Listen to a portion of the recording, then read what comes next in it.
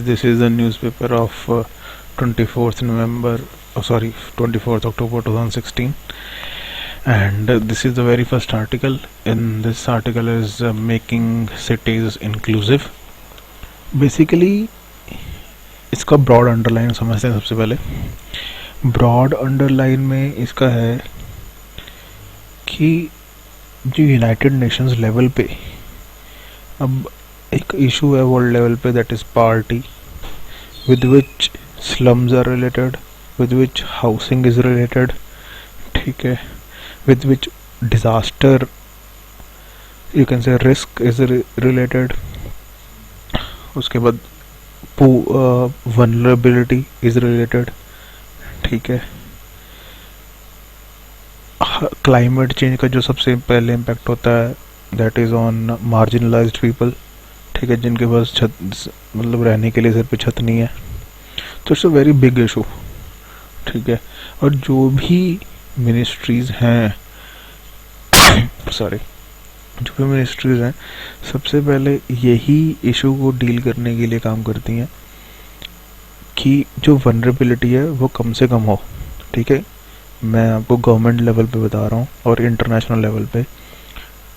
और सबसे पहले जो डिजीज़ है ना वो भी इन लोगों को ही लगती हैं, क्योंकि यहाँ पे ही पुअर एनवायरनमेंट है, जिनके पास घर ही नहीं है, ठीक है, जिनके पास सिविक अमेनिटीज़ ही नहीं है, रहने के लिए घर नहीं है, ठीक है, पीने के लिए पानी नहीं है, सड़कें नहीं है, पुअर ड्रेनेज फैसिलिटीज़ हैं, ठीक है, बहुत ही पुअर हैं, ठीक है. कोई प्रॉपर डेफिकेशन के लिए मतलब डेफिकेशन फ्री होने के लिए प्रॉपर टॉयलेट्स नहीं है. So these are the marginalised people, ठीक है, स्लम डिवेलपर्स कह लो. और कई तो इतने पूरे जिनके पास वो स्लम्स भी नहीं है रहने को. तो इस प्रॉब्लम को दूर करने के लिए, ठीक है, इस सबसे बड़ी प्रॉब्लम को दूर करने के लिए, और यहाँ पे फिर जब भी वल्नरेबिलिटी होती है तो आप किसी को भी थोड़े पैसे दो, कोई भी क्राइम करवा लो, ठीक है. तो क्रिमिनल्स भी यहाँ से ही पैदा होते हैं, क्योंकि यहाँ पे इनइक्वालिटी है जो कि साफ दिख रही है, ठीक है. लैक ऑफ लिविंग है यहाँ पे प्रॉपर. तो इस चीज़ को हैंडल करने के लिए यूनाइटेड नेशन ने एक हैबिटेट 3 करके एक चीज कॉन्फ्रेंस हुई, ठीक है, जिसके कहते हैं United Nations conference on housing and sustainable urban development. क्योंकि अर्बन एरियाज के जो आउटग्रोथ्स हैं ना वहाँ पे ये स्लम्स हैं, वहाँ पे ये इश्यूज हैं. तो इनको टैकल करने के लिए क्वेटो इक्वाडोर में, ठीक है, if I pronounce it right, तो हैबिटेट 3 करके यूएन हैबिटेट 3 के नाम से ये जाना जाएगा, ठीक है. एक कॉन्फ्रेंस हुई जिसमें इंटरनेशनल लेवल पे कुछ गाइडलाइंस रखेंगे कि भाई ये चीज़ें होनी चाहिए, ये हमारे इश्यूज हैं, ठीक है, जो मैंने अभी आपको बताया, ठीक है, अर्बन डेवलपमेंट के रिलेटेड. क्योंकि अर्बनाइजेशन बढ़ता जा रहा है, इतना रैपिड अर्बनाइजेशन बढ़ रहा है, और बढ़ भी उन जगहों पे रहा है जहाँ पे मेजर सिटीज़ हैं, जैसे कि दिल्ली, हैदराबाद, ठीक है. अब तो मतलब आंध्र प्रदेश भी एक अच्छा कैपिटल बनने वाला है, ठीक है, कि मतलब अच्छा स्टेट बनने वाला, तो अमरावती, ठीक है. तो बैंगलोर, कर्नाटका का लगा लो बैंगलोर, ठीक है, चेन्नई, ठीक है, कोलकाता. तो ये जो एरियाज है इन पे एक्सपेंशन हो रहा है मेजर सिटीज़ में, ठीक है. जैसे अब एनसीआर बन गया, ठीक है, धीरे धीरे नोएडा का एरिया बढ़ रहा है, उधर से गुरुग्राम का एरिया बढ़ रहा है, तो इधर दिल्ली में द्वारका से भी आगे जा रहा है.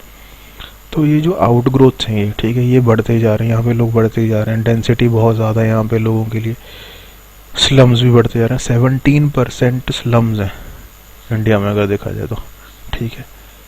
अर्बनाइज्ड एरियाज में स्लम्स होते हैं, ठीक है. जैसे अगर हम दिल्ली की बात करें तो ये जो दया बस्ती वगैरह वाला एरिया है सारा स्लम ही एरिया है, तो हर एक जगह स्लम्स होते हैं. तो स्लम्स का जो एरिया, ये अगर हम एरियल व्यू से देखें तो कितनी ज़्यादा इनइक्वालिटी है कि भाई एक तरफ तो इतनी बड़ी बड़ी बिल्डिंग्स खड़ी हैं और एक तरफ स्लम्स हैं, दोनों में लोग रह रहे हैं, ठीक है. दोनों की कितनी मतलब उनमें कुछ कॉमन नहीं है, ठीक है, कोई इगैलिटी नहीं है, कोई इक्वालिटी नहीं चल रही, सब कुछ अलग अलग चल रहा है. तो इस इनइक्वालिटी को ख़त्म करने के लिए गवर्नमेंट अब क्या क्या कर रही है,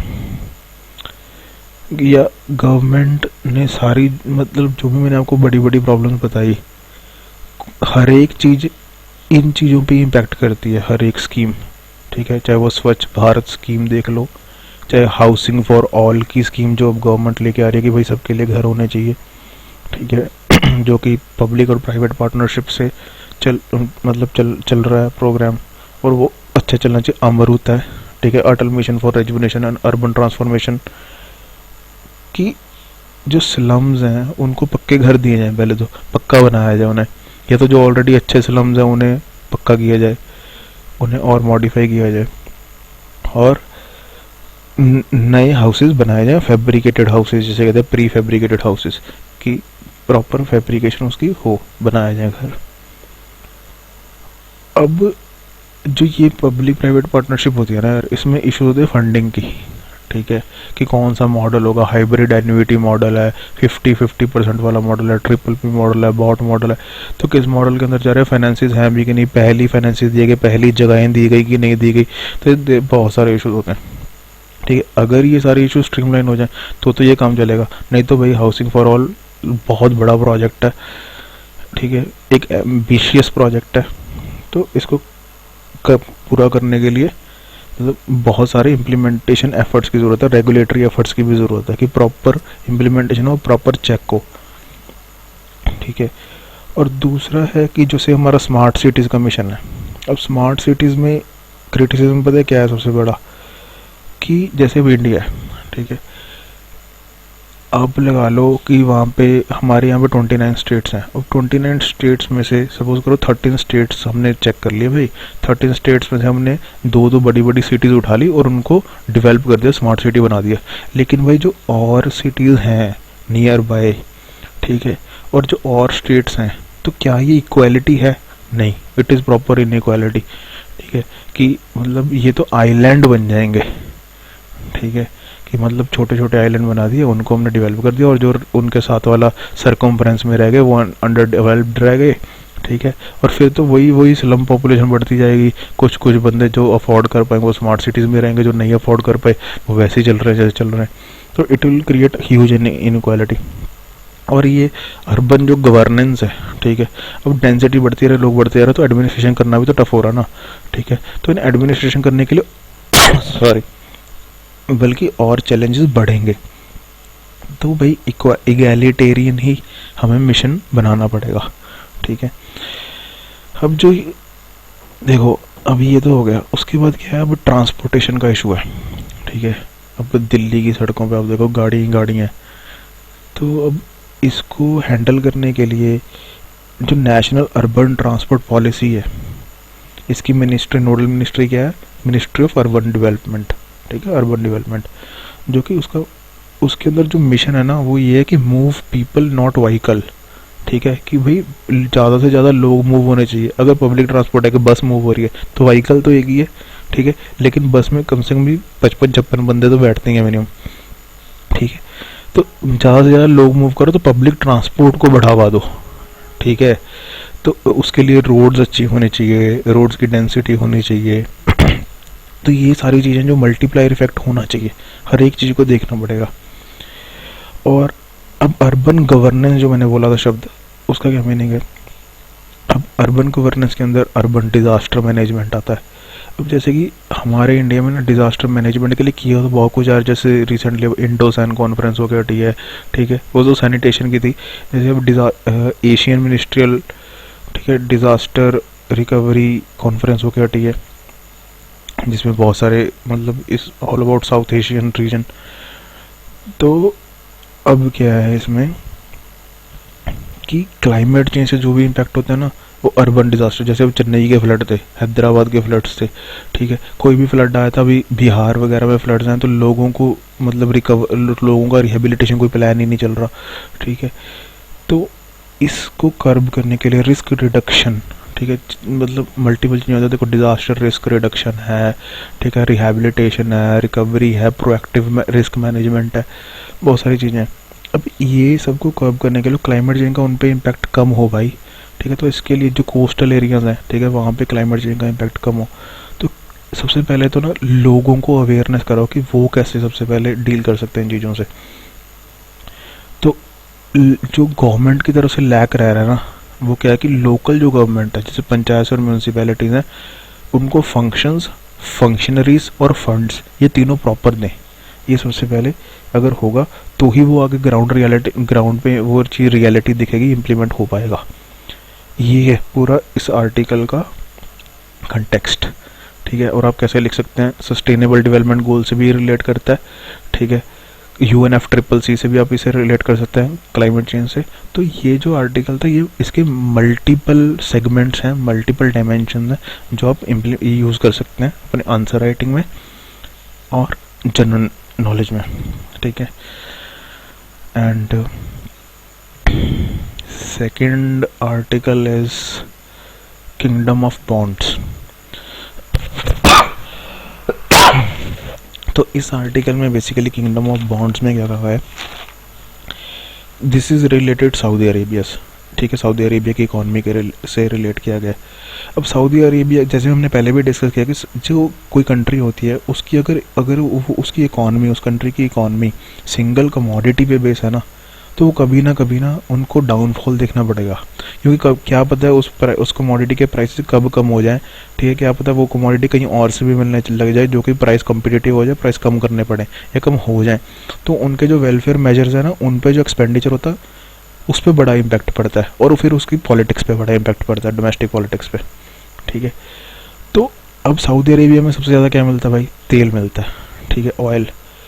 तो अब वो भी यूनिक कमोडिटी है। अब ऑल ओवर वर्ल्ड लेवल, जैसे यूएसए ने अब शेल गैस का भाई वो कर लिया, इन्वेंशन कर ली, अब उस पर काम चल रहा है, तो ग्लोबल ऑयल प्राइसेस कम हो गए क्योंकि डिमांड कम हो गई, ठीक है।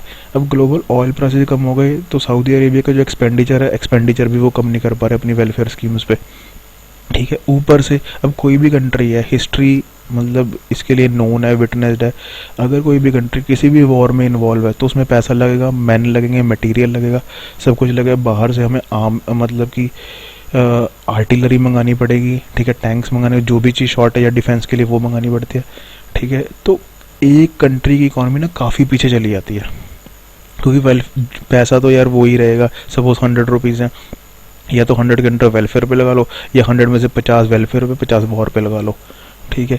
तो 50 रुपये तो कम हो गए ना, ठीक है। तो 50% इकॉनमी पीछे चली गई इतने में ही। तो अब सऊदी अरेबिया की जो इन्वॉल्वमेंट है वो वॉर्स में है, कहाँ पे, सीरिया में, यमन में, ठीक है। और सऊदी अरेबिया का जो फिजिकल डेफिसिट है, जैसे इंडिया में हम कह रहे हैं कि भाई 3.5 से 3.9% पिछले बार था, उसको 3.5 फिर कम करते करते जीरो ले आओ, under FRBM act, physical responsibility and budget management 2003। अब सऊदी अरेबिया में क्या है कि 16% फिजिकल डेफिसिट है, बोरो करते रहेंगे तो भाई हो गई, और प्राइसेस भी कम हो गए। तो इसके लिए प्राइसेस, पहली बात तो ऑयल प्राइसेस को बढ़ाने के लिए क्या किया जा रहा है, रिसेंटली ओपेक कंट्रीज ने भाई एक कन्वेंशन की, उसमें क्या हुआ कि कॉन्फ्रेंस में क्या हुआ कि भाई अपने हिसाब से पंप मत करो, पंप एंड वेल्ड पॉलिसी मत लेके आओ कि अपने हिसाब से पंप करते जा रहे हो, जितना आप तुम्हें ऑयल पंप करना है कम पंप करो, ताकि डिमांड और सप्लाई का एक इक्विलिब्रियम बना रहे, जैसे हम इकोनॉमिक्स में पढ़ते हैं। तो ओपेक, तो अब सऊदी अरेबिया ने क्या किया कि भाई हम 700 बैरल्स पर डे करेंगे, पंप करेंगे, इससे ज़्यादा नहीं करेंगे।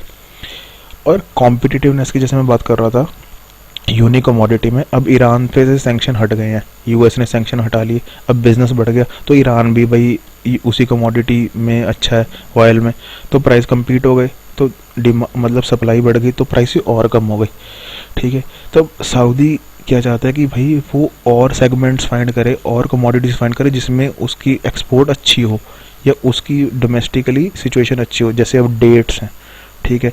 ये अब उसने और भी ना, जैसे मिलिट्री कॉम्प्लेक्स बनाने शुरू कर दिया, डिफेंस कॉम्प्लेक्स बनाने शुरू कर दिया, इंफ्रास्ट्रक्चर बढ़ाना शुरू कर दिया, जैसे वो पाम्स आइलैंड का था, ठीक है, भी नए नए आइलैंड ही क्रिएट करने शुरू कर दिए पानी में, ताकि वहाँ पे टूरिज्म बढ़े, और अच्छे अच्छे फ्लैट्स बड़ी बड़ी सेलिब्रिटीज़ ने लिए हुए हैं, तो वो भी एक इंफ्रास्ट्रक्चर बूस्ट है, ठीक है, एक तरीका है इकोनॉमी को बढ़ावा दिलाने का, ठीक है। और सऊदी की जो पॉपुलेशन है ना, जो वहाँ के रहने वाले लोग हैं, वो इमिग्रेंट्स पे बहुत ज़्यादा डिपेंडेंट है, कि हमारे भाई इमिग्रेंट्स हैं जो वो काम करेंगे छोटे मोटे, हम तो बड़े बड़े बिजनेसमैन हैं।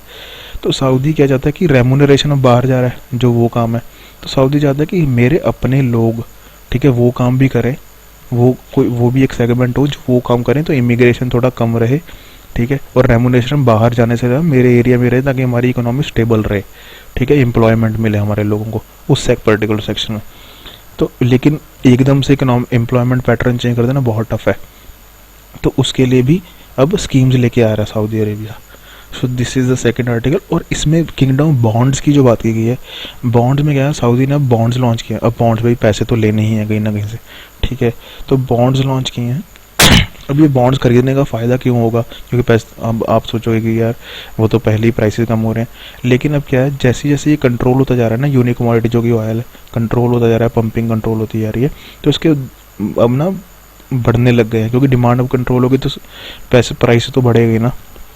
तो प्रिडिक्शन ये है, देखो प्रिडिक्शन पे चलती है इकॉनमी, तो प्रिडिक्शन ये है कि बॉन्ड्स के जो प्राइसेस हैं वो बढ़ेंगे, तो इसलिए आप खरीद भी सकते हो, ठीक है।